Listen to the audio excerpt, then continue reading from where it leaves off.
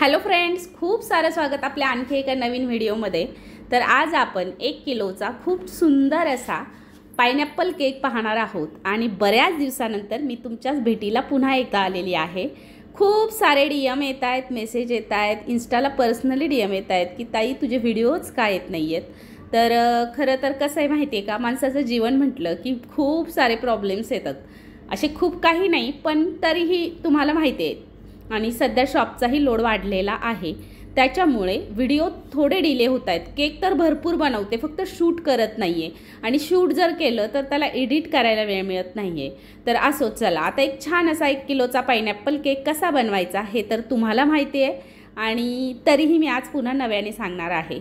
1 kilo cake बनवण्यासाठी साधारणतः 400 gram premix घ्यायचं आहे, व्हॅनिला प्रीमिक्स घ्यायचं आहे। त्यामध्ये पाइनएप्पल इसेन्स किंवा इमल्शन, पाइनएप्पल इसेन्स असेल तर थोडासा येलो कलर मिक्स करायचा आहे, इमल्शन असेल तर कलर ॲड करण्याची गरज नाही आहे। तर छान असा बेस जो आहे तो बेक करून घ्यायचा आहे आणि 1 किलोसाठी साधारणतः 7 इंचाचा टीन आपण यूज करतो। बॅटर जे आहे ते साधारणतः असं थोडंसं फ्लोई बनवायचं आहे, म्हणजे छान केक जो आहे तो सॉफ्ट होतो, मॉइस्ट होतो। तर आता केकला मी छान क्रमकोट करून घेतलेला आहे। फिलिंगला मी पाइनएप्पल क्रश वापरलेला आहे।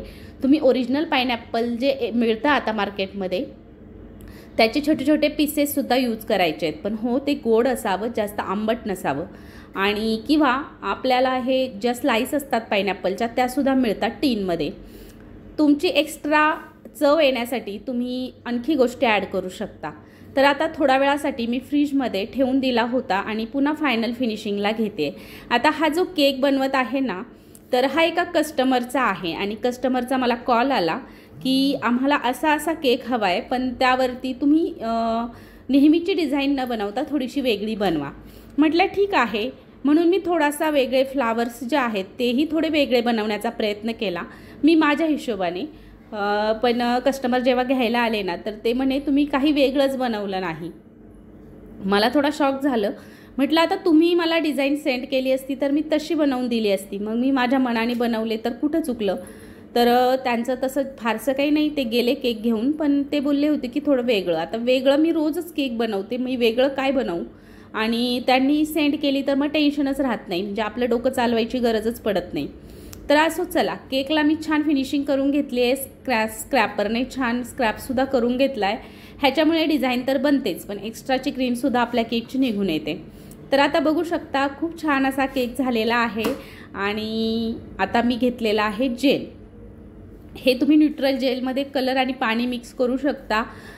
मी सध्या डायरेक्टली मोठे 2.5 किलोचे जे टीन मिळत आहेत, डब्बा मिळतो जेलचा, तर तोच आणते, कारण मला जास्त प्रमाणात लागतो म्हणून।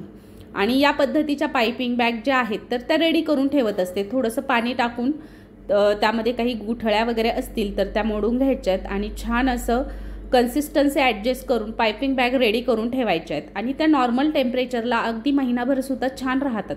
त्याला कुठेही फ्रीजमध्ये स्टोअर करण्याची गरज नसते। बऱ्याच वेळा कमेंट्स येतात म्हणून हेही क्लिअर केलं। तर आता आपण छान असं जेल जे आहे तर ते स्प्रेड करायचं आहे। जेल स्प्रेड करताना अगदी अलगद स्क्रेपर फिरवायचे, नाहीतर क्रीम जेलमध्ये मिक्स होईल। तर आता एका पद्धतीचं फूल जे आहे ते मी दाखवते। जे नोझल आहे तर ते मी आपलं नॉर्मलच नोझल घेतलेलं आहे, जे आपण फ्लावरसाठी यूज करतो ते। तर आता हे फूल जे होतं तर ते चुकलं होतं माझ्याकडनं जरा, म्हणून मी पुन्हा एकदा बनवायला घेतलं। आणि आता बघा या ठिकाणी छान मोठा असा बेस तयार करून घ्यायचा आहे आणि क्रीम जी आहे ती इथे थोडीशी मीडियम लागते, म्हणजे सॉफ्ट लागते नॉर्मली, खूपही नाही, नाहीतर मग फूल नीट बनणार नाही। तर आता बघा एकदा हात ठेवला की फक्त शेक करायचे आणि गोल जे स्टँड आहे फ्लावर स्टँड ते फिरवायचे, त्याला नेलसुद्धा म्हणतात। इथे मी जे फ्लावरवरती पावडर कलरचा यूज केलेला आहे, म्हणजे स्प्रे कलरसुद्धा तुम्ही याला म्हणू शकता, कुठलाही कलर तुम्ही बनवू शकता। इथे रेड कलरचे सुद्धा फ्लावर छान दिसले असते, पण माझ्याकडे रेड कलर अवेलेबल नव्हता म्हणून मग मी पर्पल कलर यूज केला।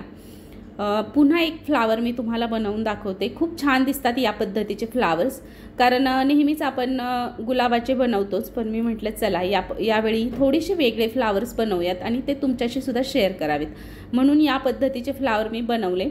क्रीम थोडीशी सॉफ्ट असली की पाहिजे तसा आकार आपल्याला देता येतो आणि स्प्रे कलरने अजिबात झंझट राहत नाही, कारण व्हाईटच क्रीमवरती आपण हे स्प्रे करू शकतो, म्हणजे आपल्याला कलरची क्रीमसुद्धा बनवावी लागत नाही।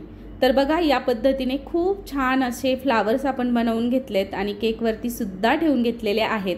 खूप छान केक होणार होता आणि मलाही आवडला, कस्टमरला आवडला, पण त्यांनी मला असं सांगितलं होतं की थोडा वेगळा बनवा, तुमच्या मनानेच बनवा। मी माझ्या मनाने बनवला, यात माझी चूक झाली का तुम्ही सांगा आणि कसा वाटलाय केक हेही कमेंट करून सांगायला विसरू नका। कस्टमर तसं नेहमीचंच होतं, त्यांनाही केक तर आवडला आणि त्याच पायपिंग बॅगने मी खालच्या साईडने सुद्धा छान अशी फ्रील तयार करून घेतली आहे। अगदी फक्त हात थोडासा शेक करायचा आहे, छान ही फ्रील तयार झाली आणि थोडीशी पायपिंग बॅगमध्ये ग्रीन कलरची क्रीम मी भरून घेतली आणि थोडासा कट दिला व्ही शेपमध्ये आणि या पद्धतीचे पानं तयार करून घेतले। पानं तयार करताना थोडासा हात हलवायचा आहे, म्हणजे छान अशा पेटल्स दिसतात किंवा पानं दिसतात।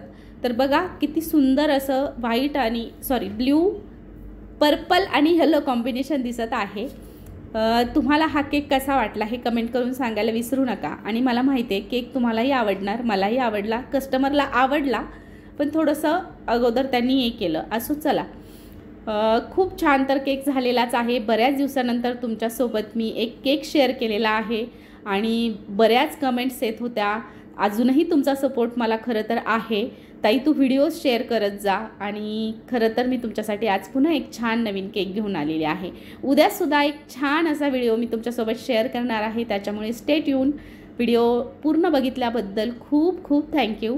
व्हिडिओ आवडला तर पुन्हा एकदा एक लाईक करा, शेअर करा, सबस्क्राईब करा। उद्याच्या नवीन व्हिडिओमध्ये पुन्हा भेटूयात, तोपर्यंत सर्वांना बाय बाय, थँक्यू।